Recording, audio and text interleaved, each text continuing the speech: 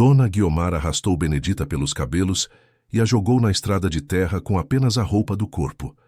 Ela pensou que a morte do marido levaria para a cova a promessa de liberdade daquela mulher. O que a viúva não esperava era que o coronel tinha escondido uma caixa de ferro sob o assoalho do escritório. Benedita corre o risco de ser caçada como fugitiva, mas ela carrega a chave que destrói o império da patroa. No final deste relato, você verá como a ganância da viúva fez ela assinar a própria ruína diante das autoridades. O sol no Vale do Paraíba não perdoa ninguém, mas naquele fim de tarde, o calor parecia vir de dentro da terra. O cheiro de café maduro se misturava ao odor de cera queimada, que saía pelas janelas abertas da casa grande da fazenda Santa Cruz. Lá dentro, o silêncio era interrompido apenas pelo som ríspido de tecidos sendo rasgados e gavetas sendo abertas com violência. O coronel Custódio estava morto há menos de 24 horas, e o corpo ainda nem tinha esfriado direito no caixão de jacarandá quando a viúva, Dona Guiomar, começou a sua limpeza. Guiomar não chorava. Os olhos dela, secos e amarelados como pergaminho velho, vasculhavam cada canto do escritório do falecido. Ela sabia que o marido era um homem de segredos, mas não imaginava que a maior ameaça à sua fortuna estava sentada na beira do tanque de lavar roupas. Benedita, uma mulher de 35 anos, mãos calejadas pela lexívia e olhar que guardava mais do que deveria, era a peça que não se encaixava no plano da viúva. Repara no detalhe das mãos de Benedita. Elas não eram apenas mãos de lavadeira. Eram mãos que sabiam segurar uma pena de ganso e desenhar letras com a precisão de um tabelião. O coronel a ensinou a ler e escrever em segredo, nas noites em que a fazenda inteira dormia e o escritório ficava iluminado apenas por uma vela de sebo. Ele precisava de alguém de confiança para organizar as contas que a esposa não podia ver. O problema é que confiança, naquele tempo e naquele lugar, era um artigo de luxo que custava caro. Dona Guiomar sempre suspeitou da proximidade entre os dois. Ela via Benedita entrando no escritório com pilhas de lençóis brancos e saindo com o semblante sério, mas nunca conseguiu provar nada. Até aquela manhã. Enquanto os escravizados preparavam o velório no pátio central, Guiomar encontrou o que tanto temia, uma carta de alforria. O papel estava em cima da escrivaninha, com o nome de Benedita escrito em letras garrafais, aguardando apenas o selo final. A reação da viúva foi imediata. Ela não gritou. Ela simplesmente pegou o papel e o aproximou da lamparina que ainda queimava. O fogo lambeu as bordas do documento, transformando a liberdade de Benedita em cinzas pretas que voaram pela janela. Guiomar sorriu, mas o que ela não sabia era que aquele papel que virou fumaça era apenas uma isca. O verdadeiro testamento, aquele que mudaria o destino de toda a fazenda Santa Cruz, estava muito mais perto do que ela imaginava. Foi nesse momento que Guiomar mandou chamar Benedita. Ela não mandou um recado educado, mandou 2 capangas buscarem a lavadeira pelo braço. Quando Benedita entrou na sala, ainda com os braços úmidos da água do tanque, sentiu o peso do anel de sinete de latão no dedo da patroa. Aquele anel tinha um defeito no aro, uma pequena rebarba que deixava uma marca única em qualquer papel que tocasse. Guiomar o usava agora como se fosse o cetro de uma rainha. A viúva caminhou até Benedita com um passo lento, fazendo o assoalho de madeira ranger sob suas botas de couro fino. Ela parou a poucos centímetros do rosto da lavadeira e disse que a generosidade do coronel tinha acabado, junto com o último suspiro dele. Guiomar afirmou, com a voz carregada de veneno, que não existia papel nenhum, não existia promessa nenhuma, e que, a partir daquele instante, Benedita era apenas uma peça de carga indesejada naquelas terras. Benedita não baixou a cabeça. Ela sentiu o suor escorrer pelas costas, mas manteve o olhar fixo no anel de latão. Ela sabia que a viúva estava mentindo sobre as finanças da fazenda. O coronel estava falido, as dívidas se acumulavam e o status de Guiomar era uma máscara de vidro prestes a estilhaçar. O que mantinha aquela casa de pé eram documentos falsificados que a viúva vinha produzindo há meses, imitando a assinatura do marido com uma habilidade criminosa. O confronto escalou rapidamente. Guiomar Irritada com o silêncio altivo de Benedita, agarrou-a pelos cabelos. A força foi tamanha que alguns fios ficaram presos entre os dedos da patroa.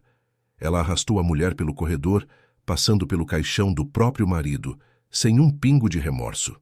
Os escravizados que estavam no pátio pararam o que estavam fazendo. O silêncio que se seguiu foi absoluto, interrompido apenas pelo som dos pés de Benedita sendo arrastados contra as pedras do caminho. Na beira da estrada que cortava a fazenda, Guiomar deu o empurrão final. Benedita caiu de joelhos na poeira vermelha. A viúva cuspiu no chão e declarou que, se ela fosse vista novamente nas terras da Santa Cruz, seria caçada como uma res fugida.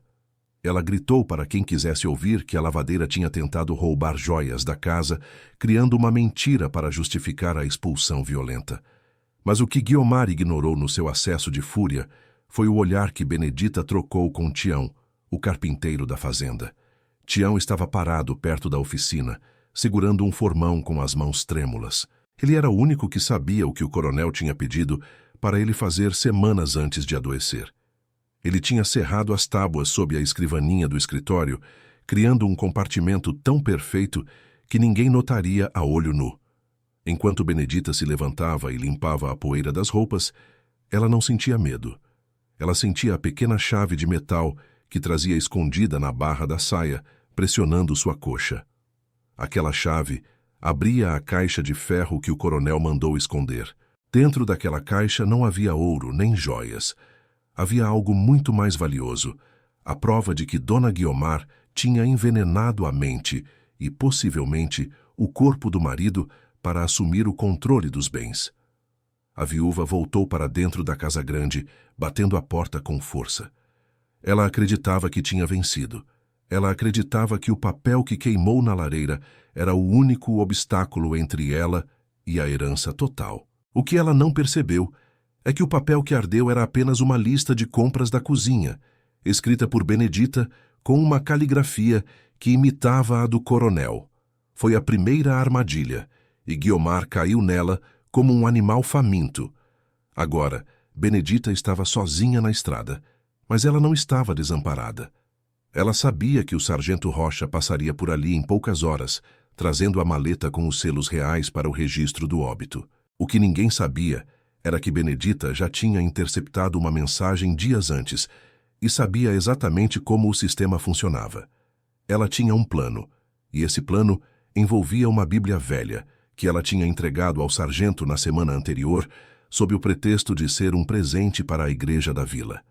Dentro dessa Bíblia estava a cópia fiel do testamento real, selada e reconhecida, que provava que a fazenda estava penhorada para pagar a liberdade de todos os escravizados da casa. O coronel, em um último ato de consciência ou medo do inferno, tinha decidido desfazer o império de crueldade que ajudou a construir. E ele escolheu Benedita para ser a guardiã dessa verdade, porque sabia que ela era a única com coragem suficiente para enfrentar a viúva. Enquanto isso, dentro do escritório, Dona Guiomar começou a sentir um cheiro estranho. Não era mais o cheiro de cera. Era um cheiro de madeira úmida, vindo debaixo dos seus pés. Ela olhou para o chão e viu que uma das tábuas parecia levemente desalinhada. O nervosismo começou a tomar conta dela. Por que o carpinteiro Tião estava olhando tanto para aquela direção durante o dia? Por que o escritório cheirava a ferro velho? Ela se abaixou tentando forçar a madeira com as unhas, mas a tábua não cedeu. Ela precisava de uma ferramenta. Ela precisava de silêncio. Mas o silêncio da fazenda foi quebrado pelo som de cascos de cavalo se aproximando. Era o juiz de órfãos, o doutor Munhoz, um homem conhecido por sua rigidez e por não aceitar subornos. Ele não vinha sozinho. O sargento Rocha o acompanhava, trazendo a maleta de couro que guardava os destinos daquela região. Guiomar se levantou apressada, ajeitando o vestido preto de luto. Ela olhou para o espelho e viu uma mulher poderosa, mas se visse através das paredes, veria Benedita escondida entre as árvores, observando a chegada da comitiva. A tensão na fazenda subiu a um nível insuportável. Cada escravo, cada capanga e cada morador da vila que ali estava sentia que algo estava prestes a explodir. O doutor Munhoz entrou na casa sem pedir licença, como era de seu direito. Ele cumprimentou a viúva com uma frieza que a fez estremecer. Ele pediu para ver os documentos do inventário imediatamente. Guiomar, tentando manter a compostura, entregou os papéis que ela mesma tinha falsificado, carimbados com o anel de latão. Ela sorriu internamente, pensando que o juiz nunca notaria a pequena falha no aro do anel impressa na cera. O juiz colocou os óculos na ponta do nariz e começou a examinar as folhas. O silêncio na sala era tão denso que se podia ouvir a respiração ofegante de Guiomar. Lá fora, o céu começou a escurecer, anunciando uma tempestade que mudaria a história da fazenda Santa Cruz para sempre. O doutor Munhoz franziu a testa. Ele passou o dedo sobre o selo de cera e olhou para a viúva de um jeito que fez o sangue dela gelar.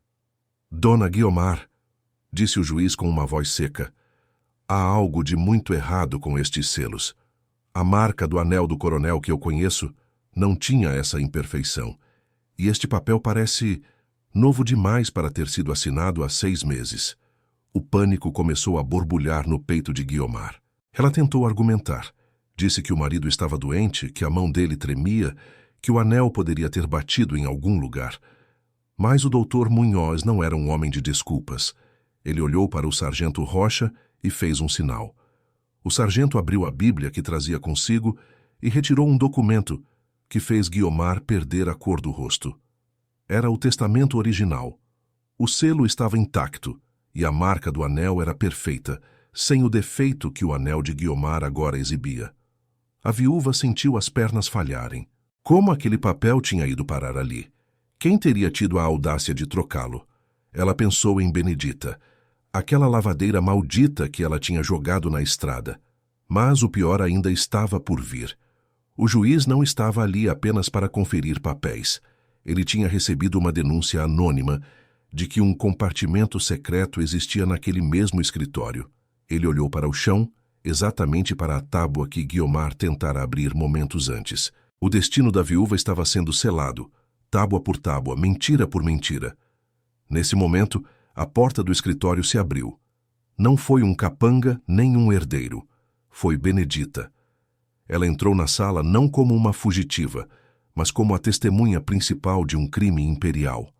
Ela estava suja de terra, com os cabelos desgrenhados, mas trazia nos olhos o brilho de quem finalmente ia cobrar uma dívida de anos de humilhação. Guiomar tentou gritar, tentou ordenar que a tirassem dali, mas a voz não saiu. O sargento Rocha se colocou entre as duas, impedindo qualquer movimento da viúva. O doutor Munhoz olhou para Benedita e perguntou se ela tinha algo a dizer.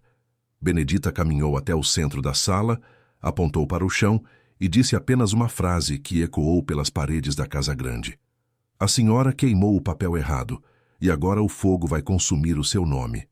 Dona Guiomar sentiu o chão fugir, mas ela não era mulher de se entregar sem antes derramar sangue. O rosto da viúva, antes pálido, agora fervia em um tom de vermelho doentio, contrastando com o preto pesado do seu vestido de luto. Ela olhou para Benedita como se pudesse matá-la apenas com a força do ódio, mas o que ela encontrou foi um muro de pedra. Benedita não desviou o olhar.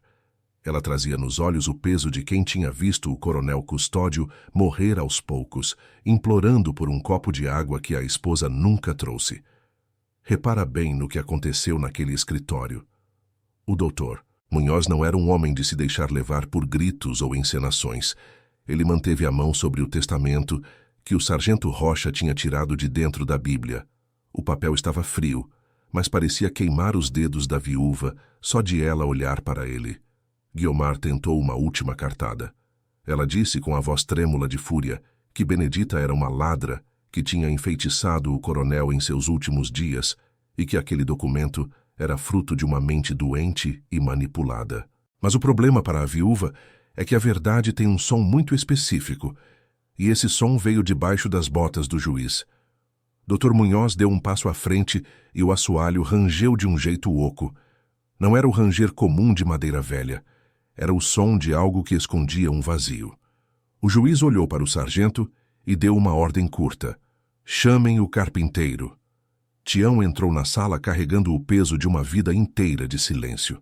Ele não olhou para Guiomar. Ele sabia que, se olhasse, o medo poderia fazê-lo recuar. Tião trazia um pé de cabra e uma marreta. O cheiro de suor e serragem que ele exalava cortou o perfume caro de lavanda que a viúva usava para disfarçar o cheiro de mofo da casa grande. Guiomar tentou se colocar na frente dele, gritando que aquela era uma profanação, que o marido ainda nem tinha sido enterrado e que ninguém tocaria naquela madeira. Foi aí que o Dr. Munhoz mostrou por que tinha a fama que tinha. Ele não levantou a voz. Ele apenas colocou a mão no cabo da espada do sargento Rocha e disse que, se Guiomar desse mais um passo, seria algemada por obstrução da justiça imperial. O silêncio que se seguiu foi quebrado apenas pelo primeiro golpe da marreta de Tião contra o chão. Cada batida de Tião era como um tiro no coração da arrogância de Guiomar. A madeira de lei, que ela tanto polia para mostrar riqueza, estava sendo estraçalhada na frente dela. E o que ninguém sabia era que, enquanto a madeira quebrava, Benedita lembrava exatamente da noite em que o coronel a chamou. Ele estava pálido, a respiração curta, e as mãos tremiam tanto que ele mal conseguia segurar o anel de sinete. Ele disse a ela que Guiomar tinha parado de dar os remédios que o médico da vila receitou. Ele sabia que o fim estava vindo, não pela doença, mas pela negligência planejada da mulher que dormia ao seu lado. Benedita viu o coronel colocar a caixa de ferro no buraco. Ela viu quando ele entregou a chave para ela e mandou que ela fugisse assim que o sino da igreja anunciasse a sua morte. Mas Benedita não fugiu. Ela ficou. Ela aguentou os tapas, aguentou ser arrastada pelos cabelos e jogada na estrada, porque sabia que a justiça precisava de uma testemunha viva dentro daquela casa. Quando a terceira tábua saltou, o cheiro de ferro velho e poeira subiu, impregnando o ar. Tião enfiou a mão no buraco e puxou uma caixa pequena, pesada, com o brasão da família gravado na tampa. O Dr. Munhoz pegou a caixa e a colocou sobre a escrivaninha. Guiomar recuou até a parede, as mãos tateando o papel de parede de seda, procurando um apoio que não existia mais. Ela sabia o que tinha ali dentro. Ou melhor, ela achava que sabia. O juiz olhou para Benedita. "Onde está a chave?" ele perguntou. Benedita não disse uma palavra. Ela apenas levantou a barra da saia e revelou o pequeno cordão de barbante amarrado na perna, onde a chave de metal estava pendurada. Ela a desamarrou e entregou ao Dr. Munhoz. O metal estava quente do calor do corpo dela. Quando a chave girou na fechadura da caixa, o som do clique pareceu um trovão dentro da sala. Mas o que saiu de dentro da caixa não foi apenas um papel.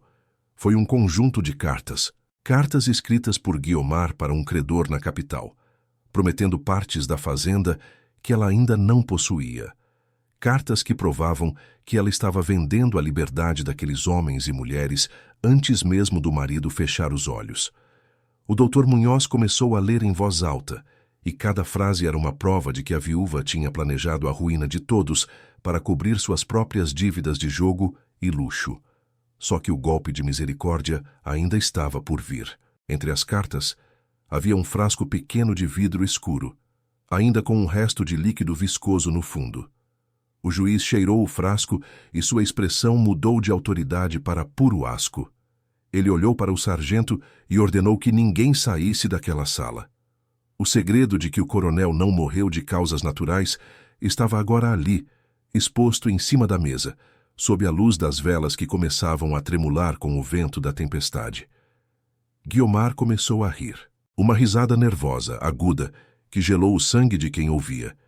Ela disse que ninguém acreditaria em uma escrava e em um juiz que aceitava provas tiradas do chão. Ela gritou que as cartas eram falsas, que a assinatura era uma imitação. Foi nesse momento que ela cometeu o seu maior erro.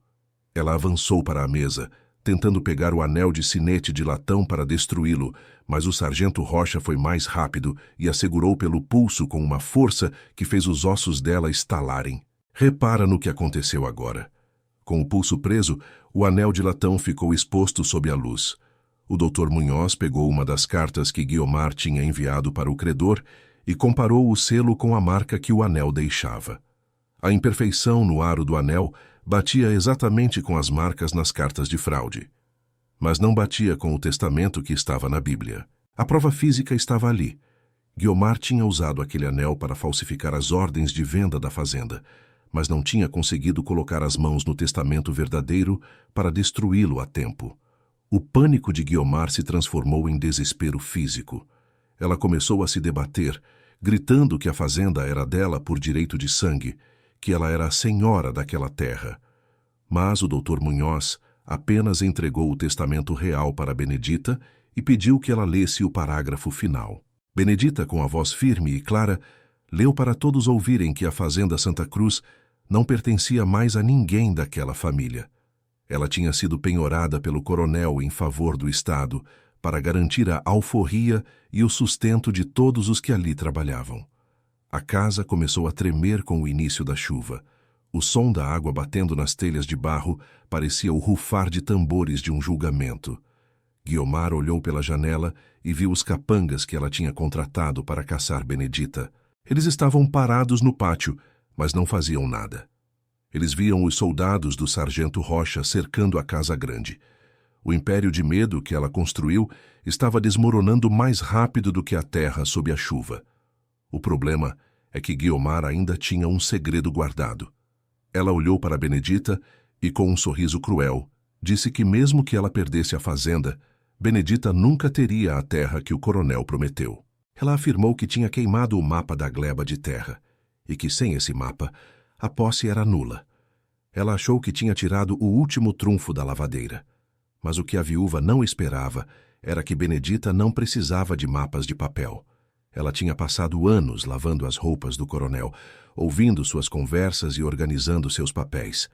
Ela conhecia cada centímetro daquela fazenda melhor do que a própria dona. Benedita olhou para o juiz e disse que o mapa não era necessário, porque o coronel tinha marcado os limites da terra com pedras de quartzo branco enterradas nos 4 cantos da gleba, exatamente onde a água do riacho encontrava a mata fechada. A cara de Guiomar caiu. Ela não sabia das pedras. Ela nunca tinha pisado no barro. Nunca tinha se sujado para conhecer a terra que dizia amar. Ela era uma rainha de salão que agora estava sendo desmascarada por quem ela considerava invisível. A tensão na sala era tão grande que o ar parecia difícil de respirar. Foi então que o Dr. Munhoz tomou a decisão que mudaria tudo. Ele declarou que, diante das provas de fraude e da suspeita de envenenamento, Dona Guiomar estava sob custódia oficial. Ela seria levada para a vila para aguardar o julgamento. O silêncio que se seguiu foi cortado por um grito de Guiomar, um grito de ódio puro que ecoou pelos corredores da casa grande. Mas, enquanto os soldados se aproximavam para levá-la, algo aconteceu. Um som vindo do corredor atraiu a atenção de todos. Eram os passos de mais alguém que não deveria estar ali. Alguém que Guiomar pensou ter silenciado para sempre. A porta do escritório, que já estava aberta, foi empurrada por uma figura que fez até o Dr. Munhoz recuar um passo. Quem era essa nova testemunha que acabava de chegar? E o que ela trazia nas mãos que faria o crime de Guiomar parecer ainda mais sombrio? O acerto de contas estava longe de terminar, e a noite na fazenda Santa Cruz estava apenas começando a revelar seus horrores mais profundos. O que Guiomar viu naquela porta foi o fantasma do seu passado voltando para cobrar o preço de cada gota de sangue derramada. A figura que cruzou o portal da biblioteca não era um fantasma, embora parecesse um. José, o antigo copeiro da fazenda, surgiu das sombras do corredor com o corpo curvado e as roupas castigadas pelo tempo. Dona Guiomar soltou um arquejo que pareceu rasgar sua garganta. Ela tinha pagado caro para que aquele homem sumisse. Tinha dado ordens expressas para que ele fosse levado para bem longe, para um lugar de onde ninguém volta. Mas ali estava ele, com a pele curtida pelo sol e os olhos fundos, carregando um embrulho de pano sujo nas mãos trêmulas. Repara no silêncio que se instalou naquela sala. Era o silêncio de quem sabe que a corda acabou de dar o último nó. José não olhou para a patroa. Ele caminhou até a mesa do Dr. Munhoz, com o passo de quem carrega o peso do mundo nos ombros. O cheiro de chuva que vinha das roupas dele se misturou ao odor de mofo dos documentos antigos, criando uma atmosfera pesada, quase irrespirável. O sargento Rocha deu um passo à frente, a mão ainda firme no pulso de Guiomar, que agora tremia tanto que os dentes chegavam a bater. O copeiro colocou o embrulho sobre a escrivaninha. Com movimentos lentos, ele desfez o nó do tecido. Lá dentro, protegidos da umidade, estavam 3 frascos pequenos de vidro âmbar e um caderno de anotações com a capa de couro descascada. O Dr. Munhoz não precisou de muito tempo para entender o que aquilo significava. Ele pegou um dos frascos e o girou contra a luz das velas. O resíduo no fundo do vidro era exatamente igual ao que estava no frasco encontrado dentro da caixa de ferro no assoalho. Foi aí que a voz de José finalmente saiu, rouca e arrastada, como se as palavras estivessem presas na garganta há meses. Ele contou ao juiz que nas últimas semanas de vida do coronel, Dona Guiomar o obrigava a preparar infusões que não estavam na receita do médico. Ela dizia que eram ervas para acalmar o coração do marido, mas José via o coronel definhar a cada xícara. Ele via os olhos do patrão ficarem turvos e a respiração se tornar um esforço hercúleo. Quando José tentou questionar, foi ameaçado, e logo após a morte do coronel, foi entregue a capangas para ser descartado. Mas o que a viúva não sabia era que José era um homem precavido. Ele tinha guardado os frascos vazios e anotado cada dia e cada hora em que ela o forçava a administrar o veneno. Ele tinha escondido esse caderno na mata antes de ser levado, e agora, com a ajuda de Benedita, tinha conseguido retornar para entregar a prova final. Benedita tinha encontrado José escondido nos arredores da fazenda dias antes. Ela o alimentou, deu-lhe abrigo e disse que o momento da verdade chegaria quando o juiz pisasse naquelas terras.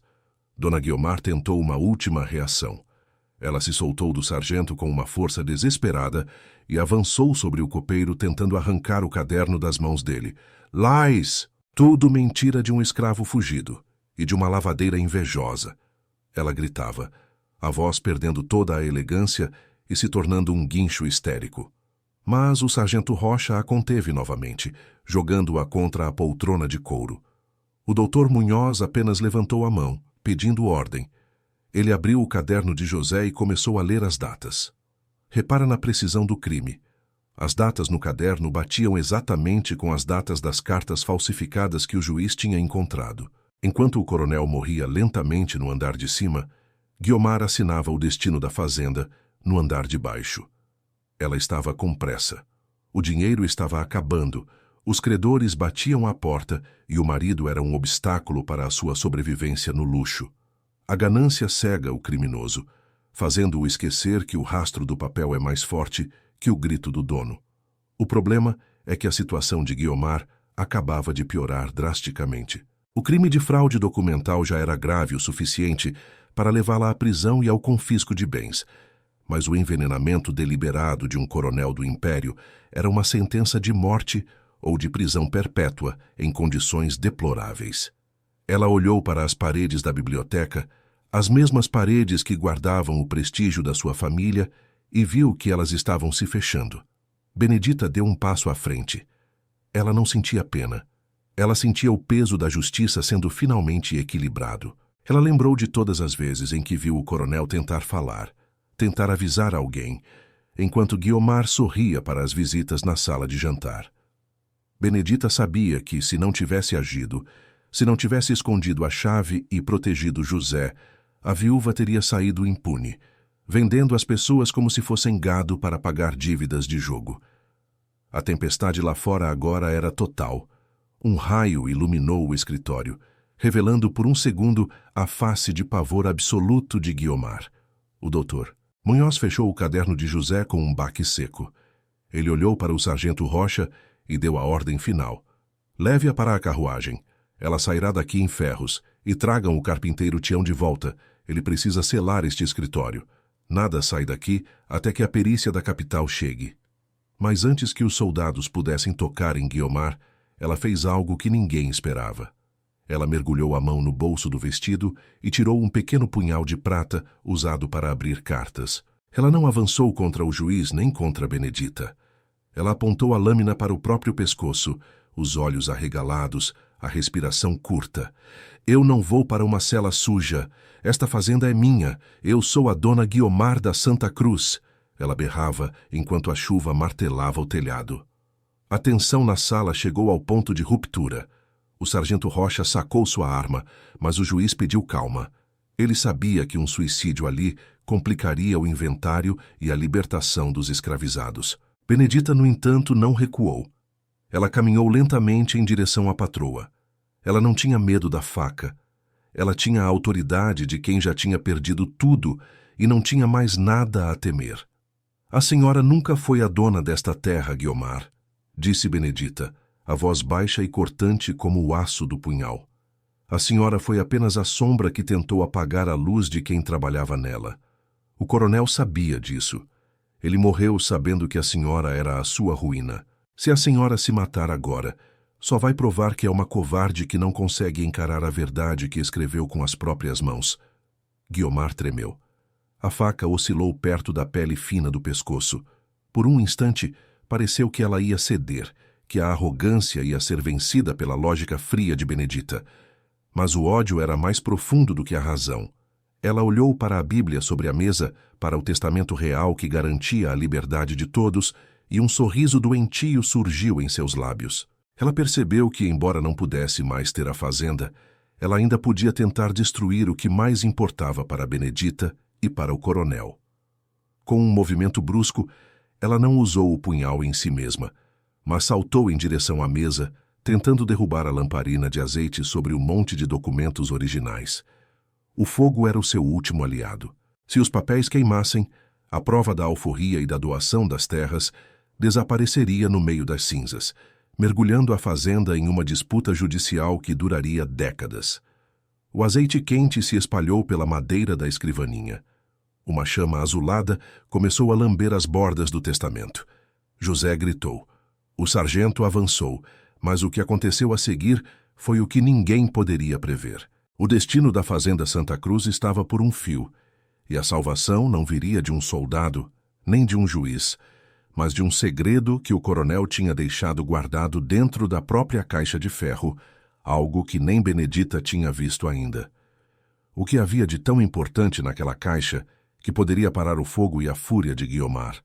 E como um simples objeto de latão escondido sob os papéis, revelaria que a traição da viúva era ainda mais antiga do que todos imaginavam. O clímax desse acerto de contas estava prestes a explodir, e a máscara de Dona Guiomar não seria apenas retirada, ela seria estraçalhada diante de todo o Vale do Paraíba. A chama da lamparina saltou sobre a mesa como uma língua de serpente faminta.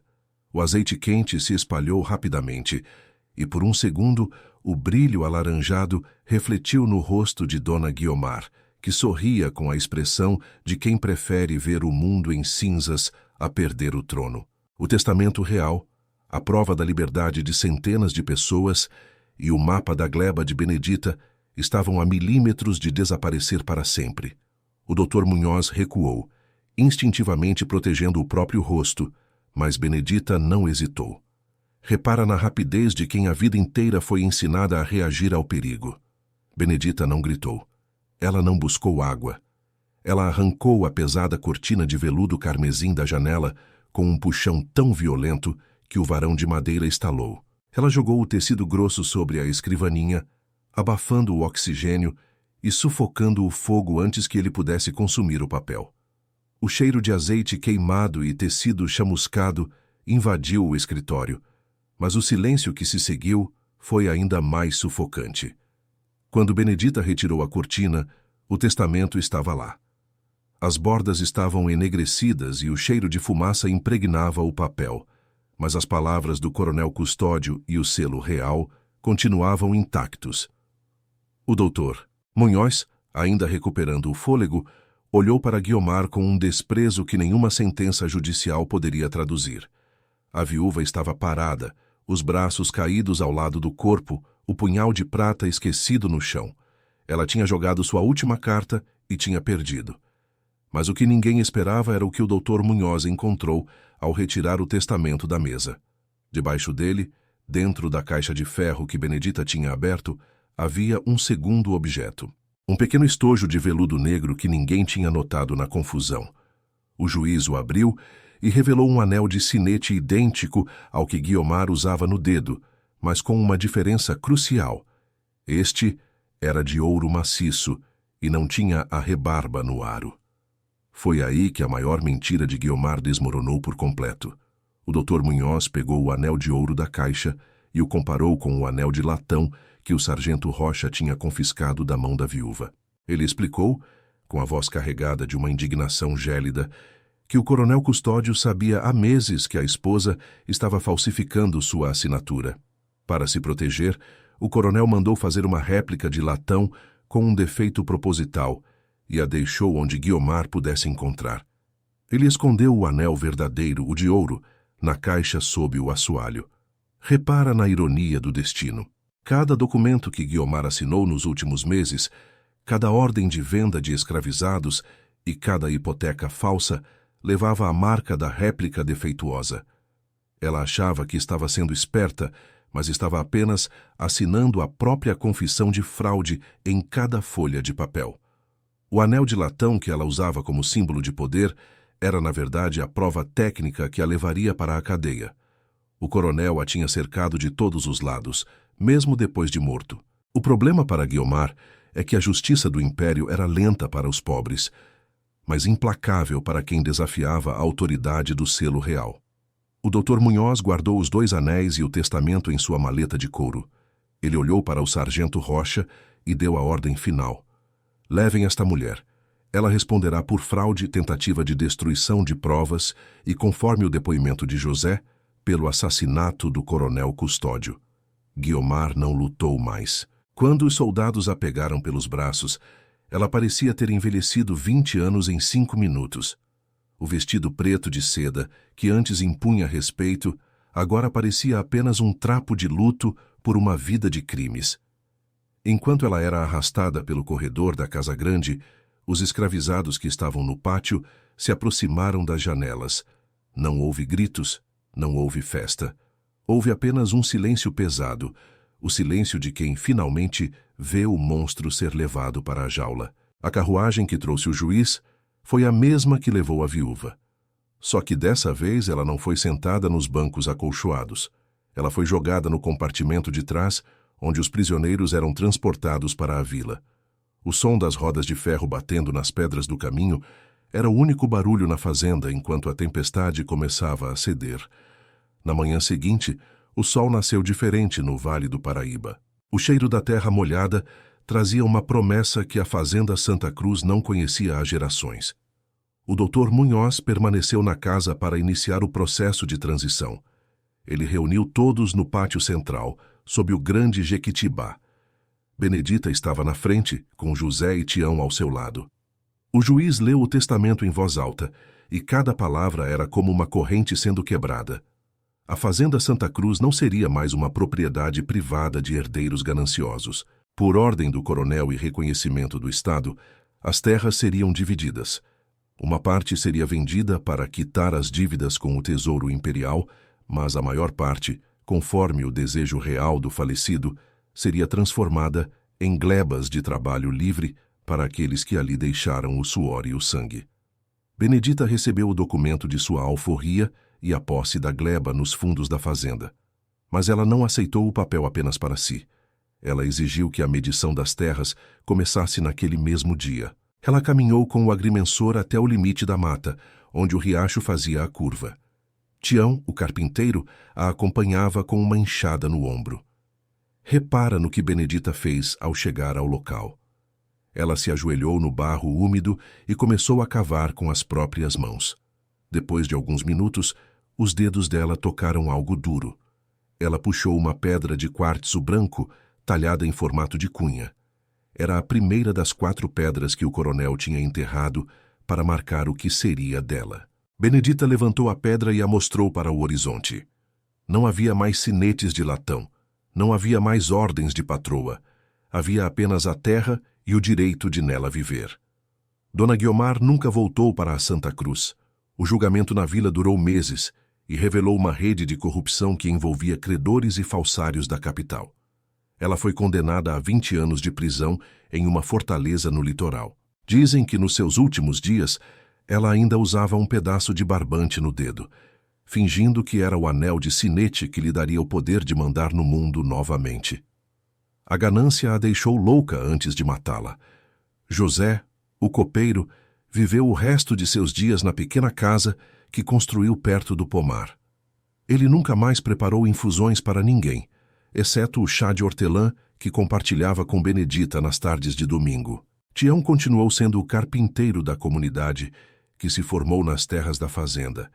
Mas agora ele não construía mais esconderijos em assoalhos.